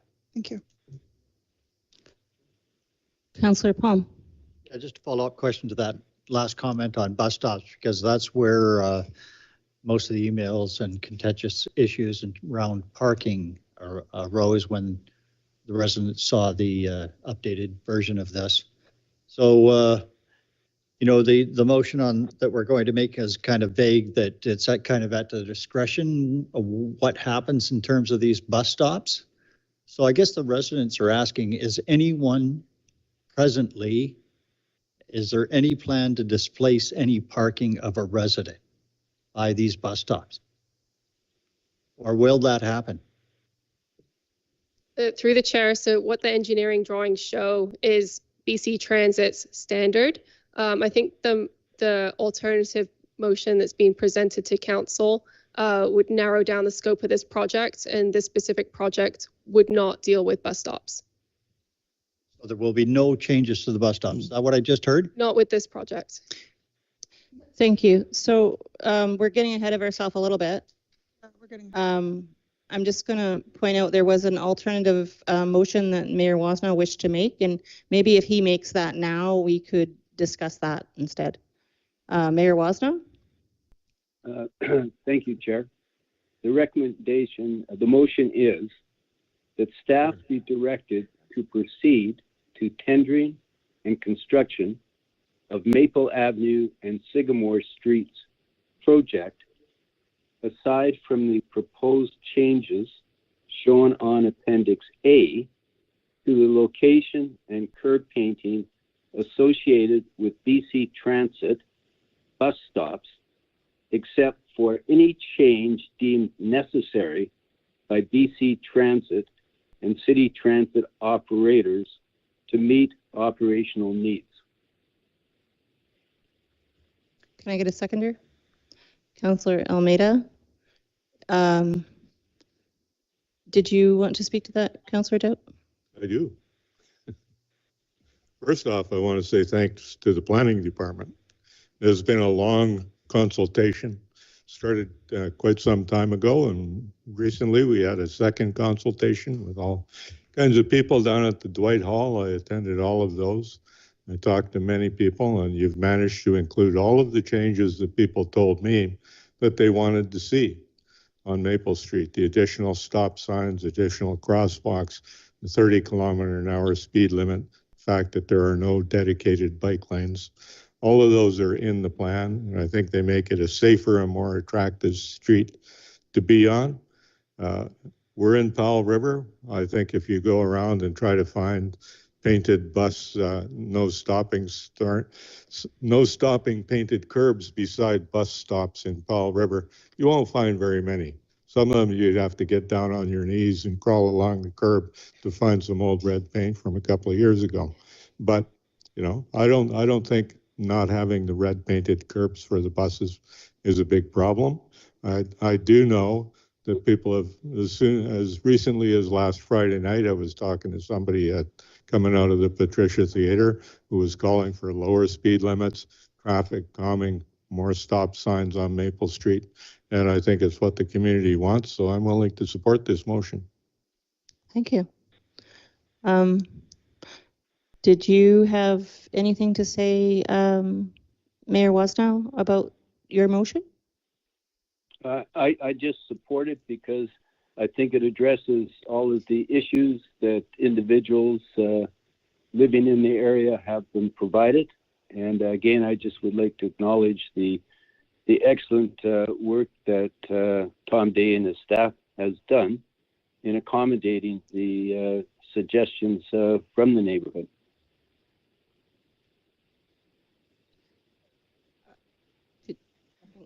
Councillor Palm. Through the chair, this has been quite an ordeal. We haven't gone through this type of, let's say, confusion in terms of many of the projects we've done. But, you know, I could go on and talk about the history of how this came to be, but I'm not going to do that tonight because it is what it is. And I'm very happy to hear our staff has very much listened to the residents, and we've sorted out the issues, and I think we're in a good place. And if we're not, I'd certainly like to see somebody in the audience put their hand up. But, you don't have to. So anyway, thank you very much to our planning staff for doing this, getting us out of this conundrum. Thank you. Thank you. So, Councillor Southcott. Thank you, Chair. Often in decision-making processes where a whole community is involved, or even a smaller group of us, the decision is not one that everybody is totally happy with. But I think that we have come to a point where we can live with it. That is the general feeling I get right now. Some of us may not be totally happy, but I think this is something we can live with. And I really commend our planning staff in engaging our whole community. I saw some anger, and I saw a lot of emotions expressed over the period of time when this was all being discussed. I have 4 sheets of paper here, and these are photographs I took of a workshop that it was actually a meeting with 2 classes in Brooks. Back a few months ago, when I was preparing for our strategic planning, I wanted to hear what these young people wanted, because the young people are our future. And I really respect their intelligence, their vision, and their concerns. And on the first page of this one is transportation, city bus, Zunga bus, bike lanes, e-bikes. The top of this one is mental health, active transportation, youth engagement, sustainability, etc. And it goes on to list more. Top of this one is cycling infrastructure, pedestrian control crosswalks, walkable neighborhoods, zoning garden process. This one, the bike lanes, etc., are 4 items down. So I just wanted to bring this up because I don't see any of those people in this group right now. But we are listening to them. We're listening to as many people as we can through this in this community, whether they turn up in these chambers or not. I know, I believe I speak for all of us at this table when I say that we go out and we talk to many people, and there are lots of people who don't want to turn up here, who don't want to present themselves in a public engagement like the ones we had in Dwight Hall. So I am really grateful that we have come to a point where I feel we can get along with this. There's been a huge amount of compromise, and I think as many people's concerns as possible have been looked after as much as possible, and I'm very grateful for our staff for coming to that point. Thank you. So I do support this resolution wholeheartedly. Thank you. Councillor Almeida. Thank you, Chair. As Councillor Isaacson already mentioned, we had a chance to drive through and walk through the whole Maple Sycamore corridor yesterday. Even had a chance to witness someone zipping through the Maple Aspen intersection, which will get alleviated with the revised plan. The only questions I had, I think everything in terms of the the curb letdowns and things, I think were all great improvements. There were a few questions I had with the bus stops, but as that's no longer going to be part of the discussion, I think there are some adjustments that can be made at the bus stops that won't have an impact on parking, and the red paint that's there could also be improved. But as we're not going to concern ourselves with that part, I think everything else is good in my mind. Thank you. So I think that if we leave the bus stops shorter the way they are now, I think whether they have red paint or not is fine. It's just they need to be shorter, or the length that they currently are. And since this motion allows for that, and to talk to make sure that they're going to be meeting requirements of BC Transit, not necessarily the standard, but requirements for that street where we probably will never have more than one bus running at a time. I'm comfortable with this new motion. So I'd like to call the question. All in favor? Aye. It's unanimous. Motion passes.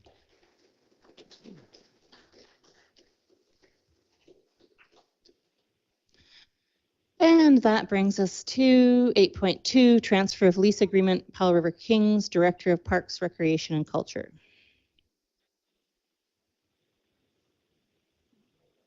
Good evening. I've been delegated the responsibility to introduce this agreement, but Pardon me, so sorry. I'm just going to allow people to move so that everybody can hear you. It appears we need a small break.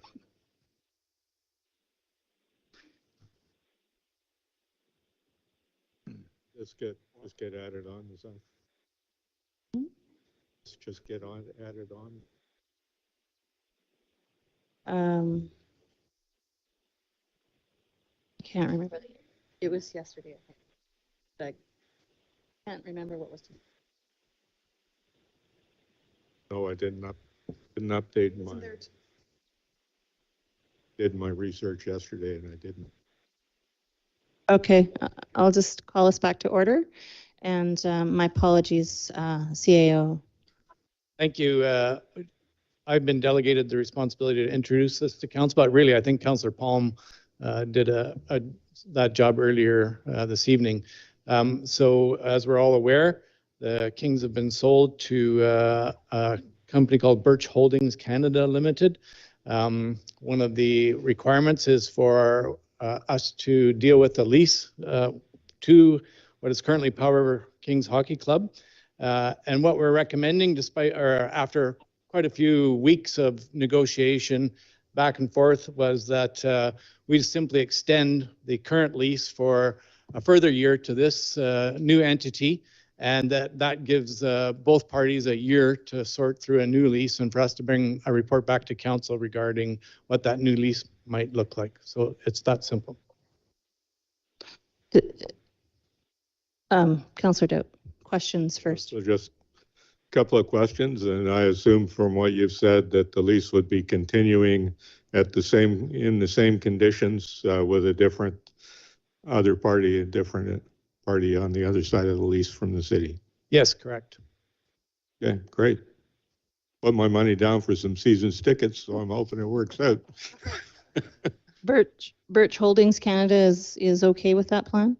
Yes, in fact, the mayor and I had a telephone conversation with a representative from Birch Holdings, and they've agreed to that. And so subsequently, Jamie and Tara have sorted that through. Okay, thank you. Councillor Isaacson? Just a question. You mentioned extending the lease, but it's not actually an extension. It's just like to the end of the current term. And then my one concern, it mentions the principal, the agreement in principle to sell is contingent upon a favorable lease agreement. So they're okay not knowing what a future lease agreement might look like? Yes, that was originally an issue, but in the end, both parties agreed that a simple transferring of this last year and then providing this next year to negotiate a longer term. Thank you. That's all for me, Chair. Any other questions? If someone wanted to make the motion, Councillor Isaacson. I'll move that the final year of the Powell River Kings Hockey Club Society's lease with the Recreation Complex be transferred to Birch Holdings Canada Limited. Seconded by Councillor Almeida. Any comments? Councillor Southcott? Thank you. Having spoken with a friend who is a member of the club, he urged me to support this and was very happy with with this arrangement, and I wholeheartedly do. Thank you. Councillor Isaacson.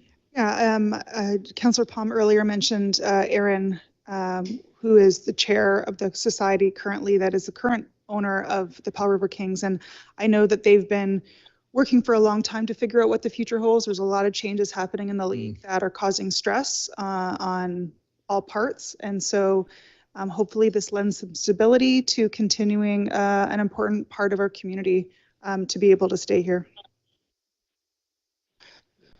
Any other comments? I'll call the question. All in favor? Aye. That's unanimous. Motion carries. Which brings us to 8.3, report from the municipal directors of the Cathett Regional District. Councillor Dowd. I'm going to just go through this fairly quickly. It was June 28th was the last board meeting of the Cathett Regional District. A couple of the highlights is the board agreed on a letter of support for the Tla'amin Nation application for a grant to study acquiring the T-Squat Mill property and developing that for the regional and the area benefit. So that letter has gone off to the appropriate funds so they can get some money, some seed money for them to do all the work building up to studying the possible acquisition of the property and future development. I wrote a letter to the BC Utilities Commission about the ongoing inquiry about the status of Evulsion as a public or private utility. We had most of the evening's discussion was devoted towards grants. The vast majority of the grants were approved by the board because they'd been through a previous finance committee. There were, I think, 5 grants that were postponed to the next finance committee. And we managed to, after a great deal of debate at the next finance committee, which just happened recently, to find funding for all of those grants that had been applied for. So it's quite a bit of work to get that done. We managed to get the money circulating in the community. And we talked about the emergency preparation program for extreme heat, studying the impact that extreme heat events might have on the city and the regional district and finding ways to react to that. So those are my highlights from the meeting. And it was a longer meeting than it sounds like, but those were the high points. I don't know if Councillor Elliott has anything she needs to add. I think you covered it. We did have an awful lot of debate on some of that money that did get issued through grants. And so it was a long meeting and we had some delegations speaking to those as well. Some of those got postponed and put forward to Finance Committee to come back again at the end of this month. So we'll be looking at the remainder of those applications at that time. Thank you. Which brings us to bylaws. 9.1, draft bylaw 2726 and 2727, zoning and business license bylaw amendments, childcare regulation. Thank you, Ms. Pukesh. Thank you very much.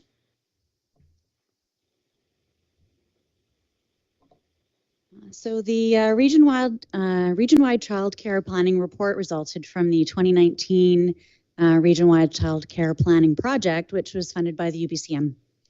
The report identified a current and future need for more childcare spaces, and while many factors were identified that contribute to the shortfall that actually are outside of the city's purview, amendments to city bylaws that regulate childcare operations were identified in the report as action items that were within the city's control. So staff undertook an analysis of current bylaw language, and with the intent being more broad support and permission for the establishment of new childcare operations throughout the city. And following direction from this council at the June 22nd meeting, we're pleased to be back here today to be presenting the amendment bylaws to council for your consideration. Very broadly, the role of the city with respect to the regulation of childcare is through 2 major bylaws. The first being the zoning bylaw, which regulates broadly land use throughout the city limits. And the second one is the business license bylaw, which regulates businesses. So amendments to each of the bylaws are aimed at more broadly permitting and relaxing restrictions that currently exist on childcare operations. The position of staff is that the minutia of the regulation of childcare operations should be left up to the province through its own licensing process. And so these bylaw amendments would reflect what we consider a very straightforward and very open approach to regulation of childcare. What brings us here today and the rationale that's behind the amendments is they're being proposed by staff. We feel that relaxed municipal regulation is the most straightforward approach. Provincial regulations themselves are very complex for potential licensees to navigate. There exist market and employment factors outside of the city's control that would naturally already limit the ability of some childcare operations to be established. Any concerns about more broadly permitting across multiple zones childcare operations should keep in mind that strata bylaws and landlords still have the ability to control or restrict the use despite the city permitting them. And if it comes to individual conflicts, generally around the issues of noise and parking that may arise between childcare operators and adjacent uses, the city does have other tools to address those individual conflicts.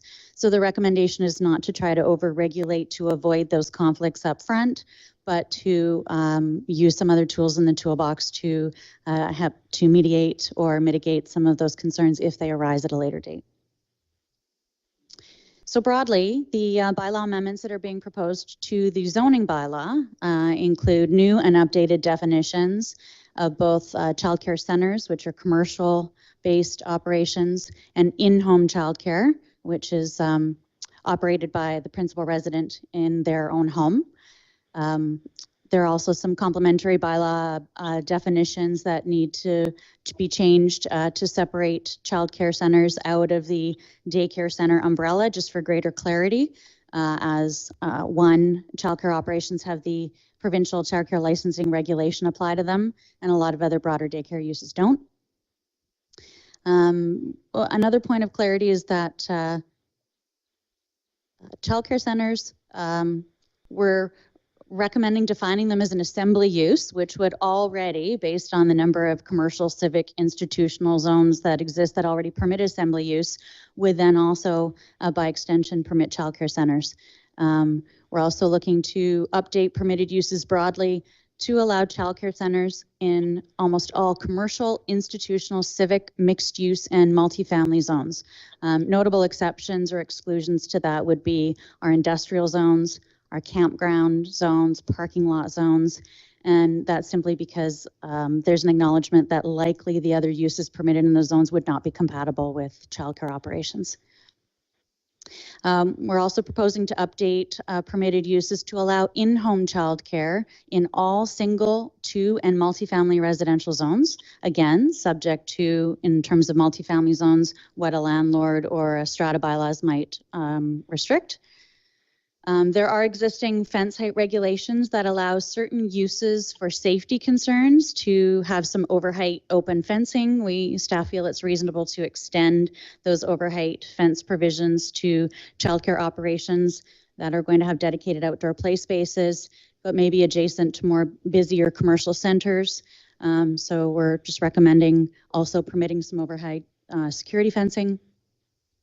We're proposing to relax on-site parking requirements for both in-home and childcare centers so that the operation only needs to provide parking for employees. Most other businesses need to provide some form of parking to support their patrons or their customers.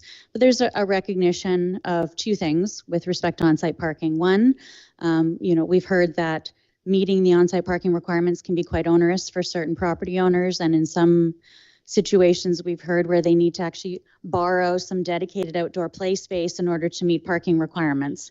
The second thing is we recognize that the patrons or the permanent customers at a childcare are not driving, and they're being picked up and dropped off by parents for a very short period of time, usually twice a day.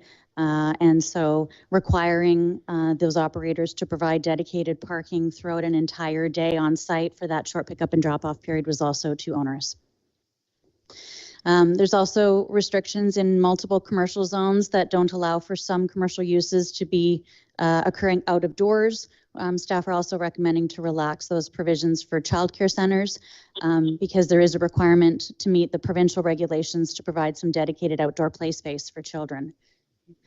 Our current home-based business regulations actually are restrictive with respect to in-home childcare.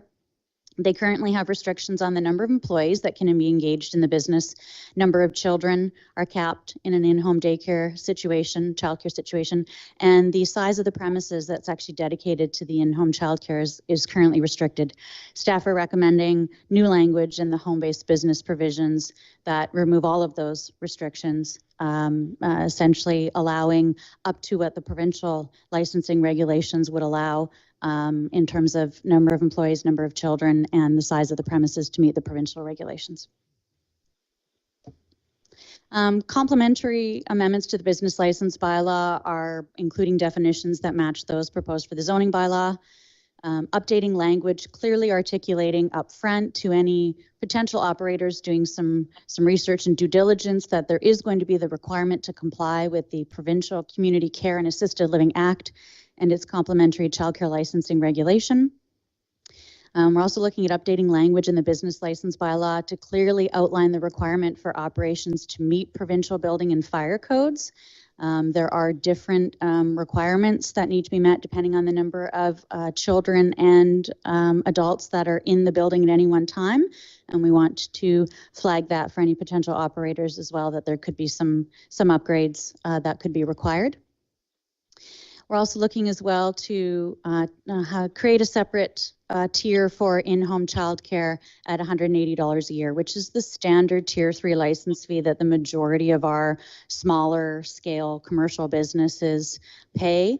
But what it is it's a recognition that we do set fees for business licenses on a cost recovery basis, and oftentimes issuing a new business license for a childcare center involves inspections of the premises by staff, greater degree of interaction with the provincial licensing officer at Vancouver Coastal Health, and helping some of these potential operators navigate through some of the regulations.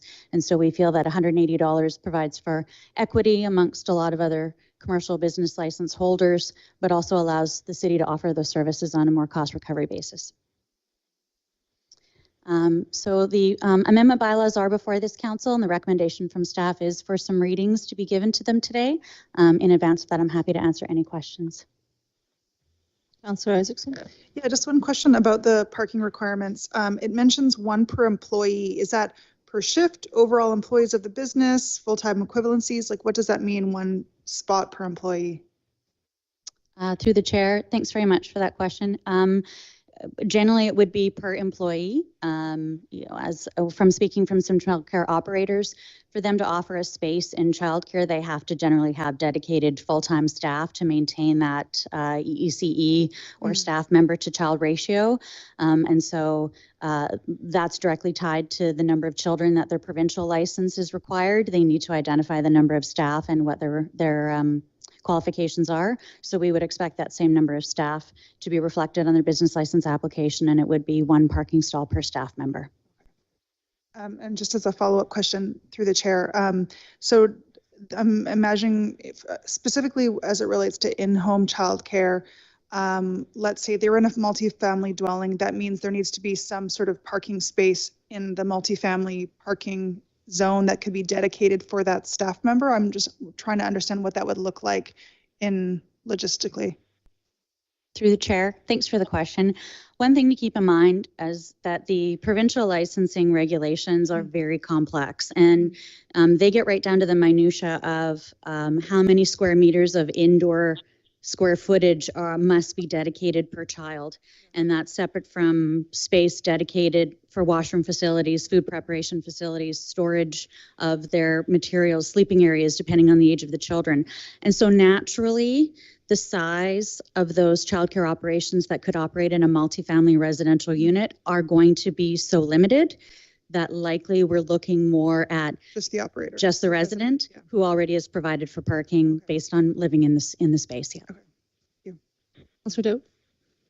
Yeah, I'm glad to see this come forward. Childcare is a huge issue. We did a study, the social planner did a study of childcare requirements, and I know from being a grandfather that there just isn't enough childcare. So summertime comes along, school's out, I've got a big calendar full of dates when I get to spend time with my grandchildren, and that's good. But, we need more space, and this is a big change. It's not going to change the world immediately, but it is going to make it easier for anybody trying to set up a childcare business to do it in virtually any place other than industrial property in the city and a few small commercial areas. And I hope when people see that we've done the first readings of this bylaw and we're issuing notice that they will pay attention to what's happening, because it could mean that your neighbor is putting up a higher fence to keep the kids secure in their backyard,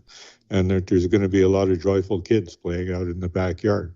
And that's going to happen in more neighborhoods. But I think it's important that people realize that that's what we're doing. We're not magically creating childcare spaces. We're making it way less difficult for the people that are trying to set up that and to do a good service. So it's good to see these amendments coming, and I'm happy to support them.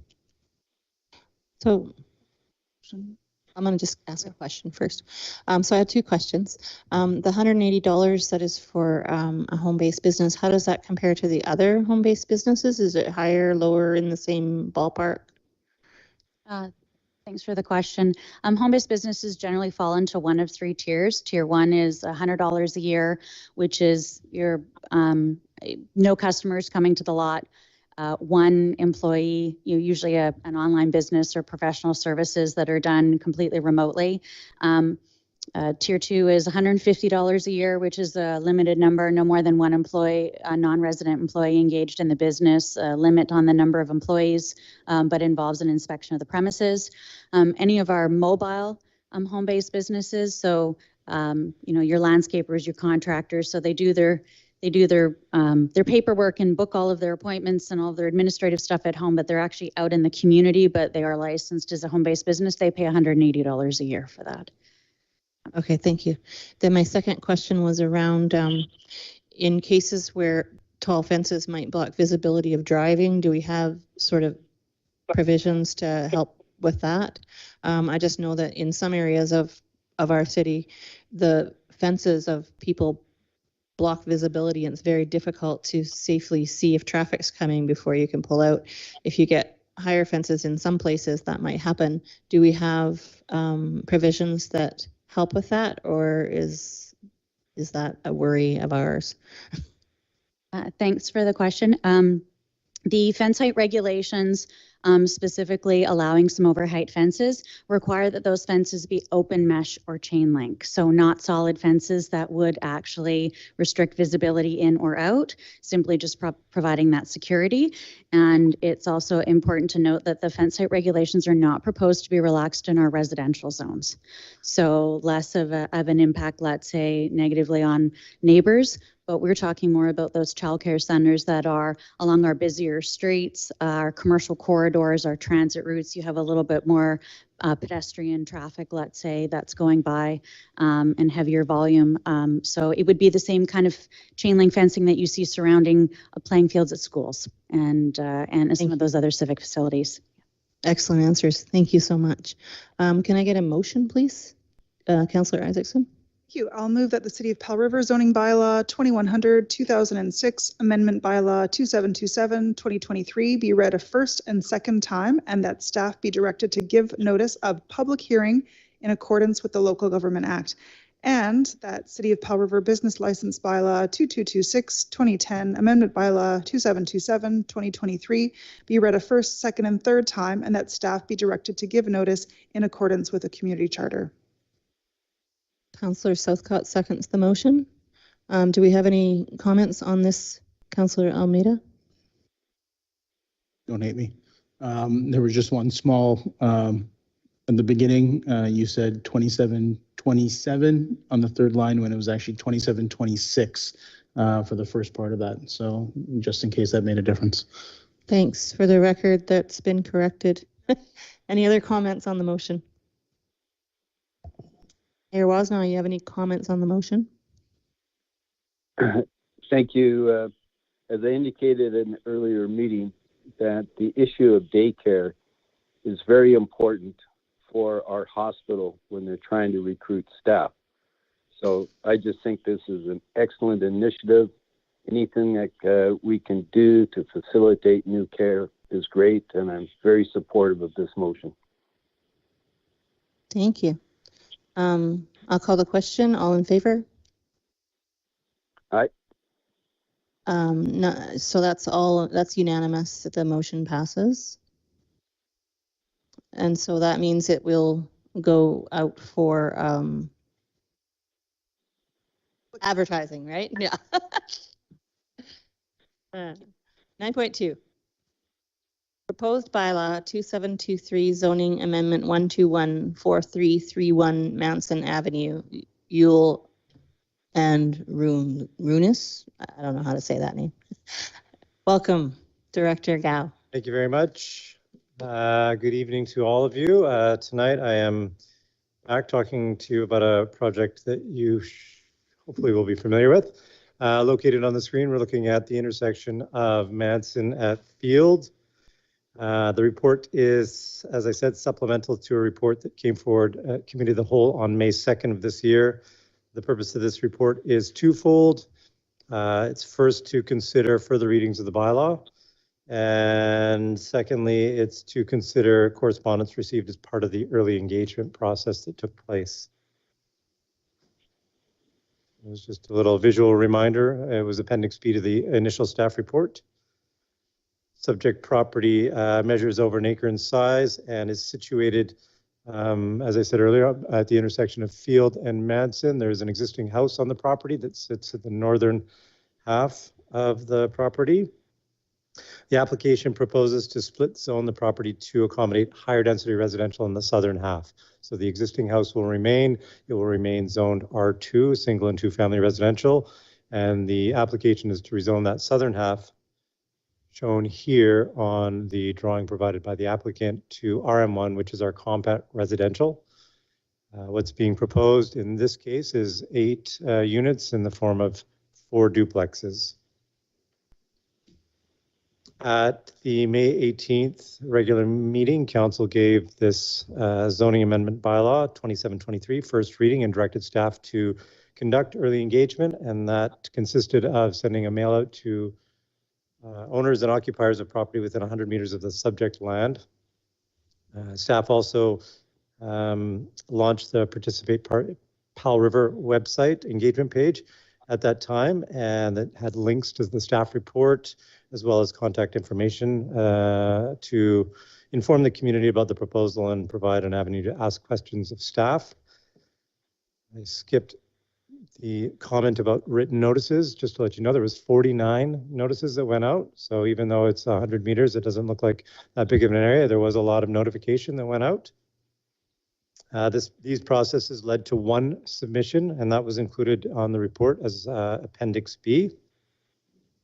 The submission expressed opposition to increased density on subject lands due to the impact of vehicular traffic accessing Manson and the fact that the majority of the surrounding lands were single-family residential. My only comment would be, other than, well, I'll jump to that after, but my only comment is about the idea of accessing Manson. That is an important comment to correct. Our bylaws read that access would be gained off of the lesser. So Galliano Street, that is that's not identified as Galliano there, but you can see it as lane and proposed roadway, would be the place of access for any vehicles servicing that particular development.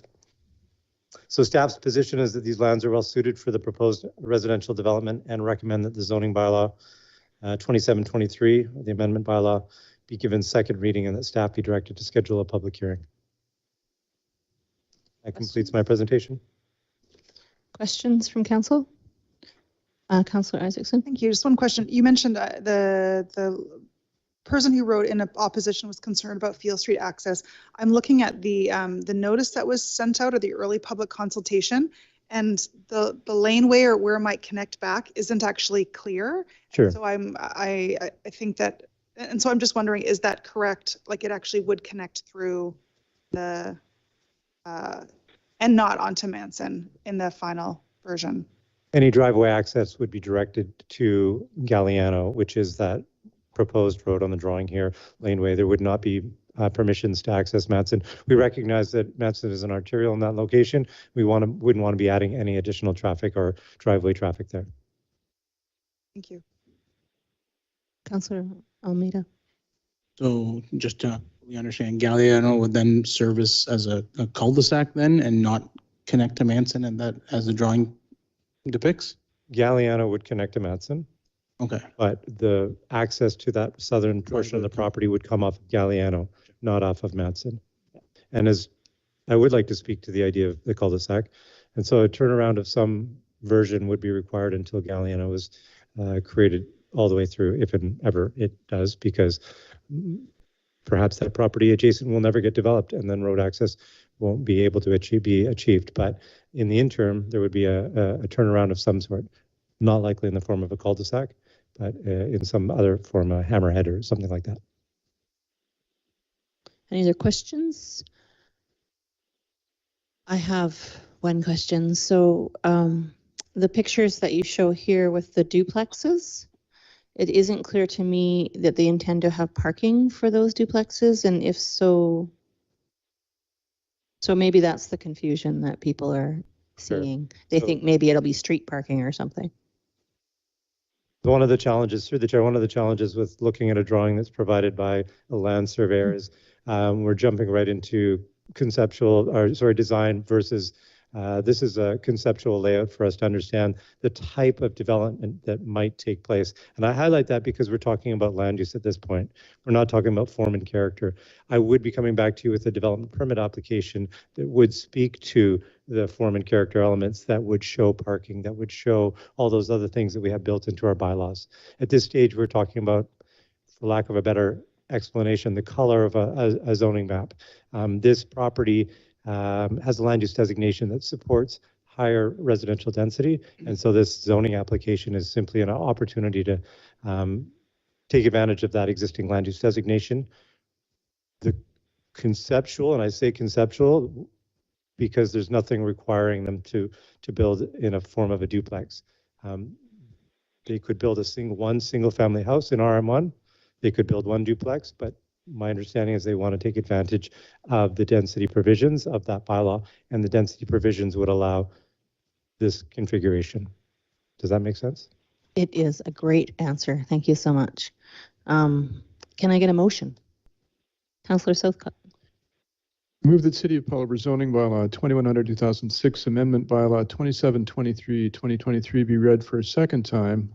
Did City of Powell River zoning bylaw 2100-2006 amendment bylaw 2723-2023 proceed to public hearing, and that staff be directed to schedule a public hearing and give notice in accordance with section 466 of the Local Government Act.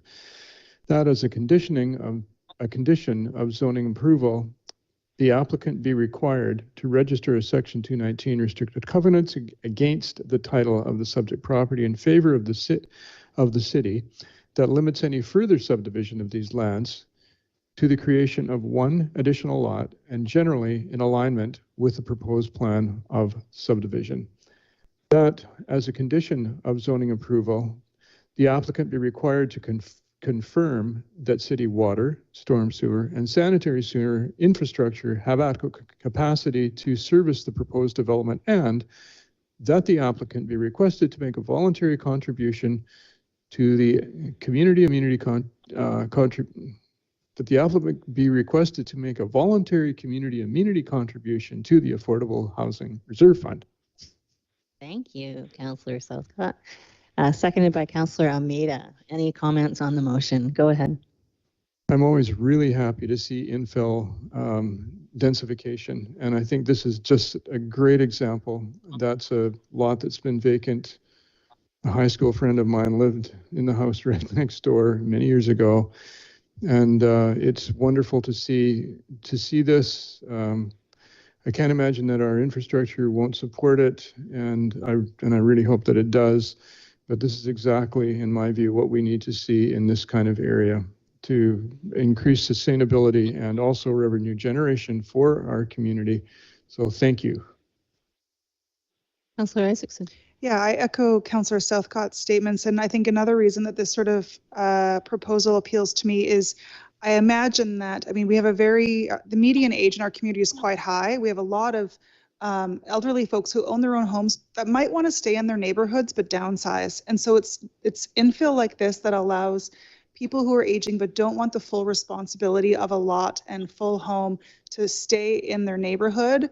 But have the reduced responsibilities of a full lot and house. And so, yeah, I support the motion. Thank you. I will call the question. All in favor? Aye. Unanimous. Motion carries. No unfinished business, no new business. I don't know. It's a point of something that I don't know what. And going back, I just remembered it now. The Select Committee on City-Owned Properties actually had a second item that they wanted council to give feedback on, which was their terms of reference, in the hopes of getting something more concrete for September. And we didn't talk about that today. And so I don't oops, it's in the report, but I don't know what was hoped for there.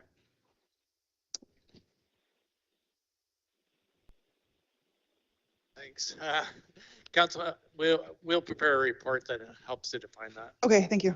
Before you in August. And out of curiosity, if I said it was a point of something, what would I do? What's the official way to raise that in a meeting?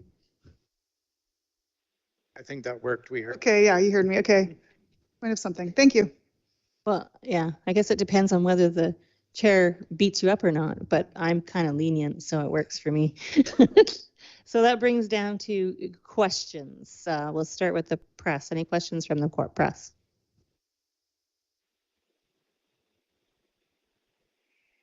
Any folks on, I guess people online, if you want to call in now, you should do so. Any questions from the gallery?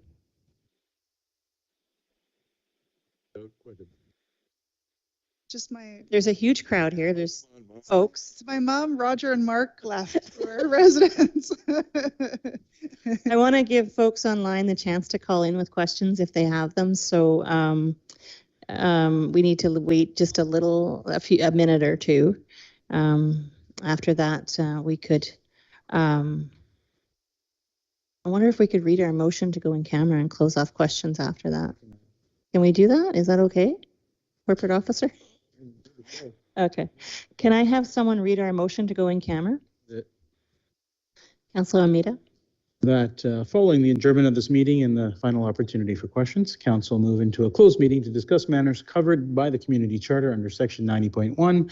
A, personal information about an identifiable individual who holds or is being considered for a position as an officer, employee, or agent of the municipality or another position appointed by the municipality. C, labor relations or other employee relations. G, litigation or potential litigation affecting the municipality. I, the receipt of advice that is subject to solicitor-client privilege, including communications necessary for that purpose. And N, the consideration of whether a council meeting should be closed under a provision of this subsection or subsection 2. Thank you. Seconded by Councillor Isaacson. Any comments, questions? All in favor? Aye. I have unanimously in favor. Motion passes. I'd like to go back and offer our last opportunity for questions. Is there anybody online or on the phone? Thank you so much. I would entertain a motion for adjournment. Councillor Isaacson, seconded by Councillor Almeida. All in favor? Aye. Unanimous. Motion passes. Sorry, I talked over the mayor. Thank you. We are adjourned at 9:09.